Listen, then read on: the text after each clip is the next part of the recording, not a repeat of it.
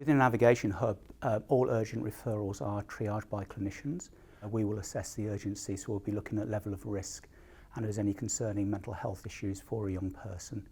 And that will make us think about, do we need a sort of more timely appointment slot for somebody, or if they can go down to what we'd call a sort of ordinary assessment slot.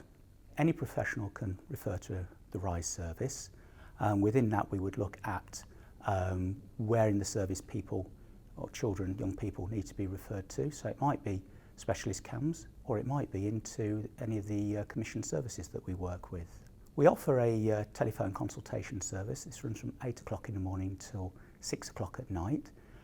So professionals, if they want to talk about a possible referral for a child, young person, they can ring up. There's a clinician who's on the end of the phone who can speak to them, talk through their concerns, talk through if a referral is needed, or even if we feel that perhaps something like social care needs referring to.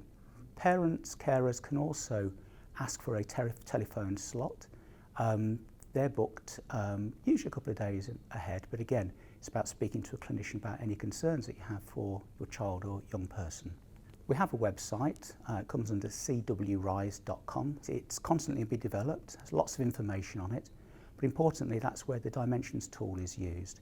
You fill in all the questions that are on it. Some of those questions won't apply to you, but once you've answered all those questions, you're given a sort of report, and on that it will be talking about recommendations as well as sort of links into help for you and what's in the community. We'd recommend all referrers go to this tool and fill it in. Parents, carers can actually fill it in themselves. You don't need a professional to log in. What we'd ask all referrers to do is to put in as much information about a child, young person as they can, and not to emphasise and not to focus too much on just behaviours.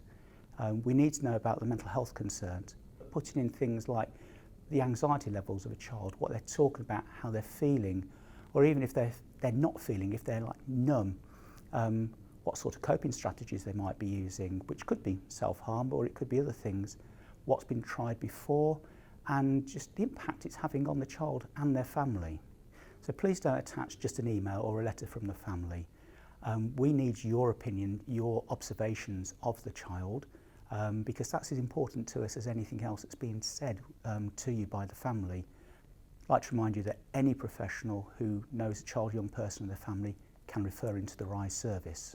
Importantly, if you feel there's an eating disorder with a child, young person you're referring into the service, we really do need their height and their weight, because that helps to see about the level of risk they may be presenting to themselves.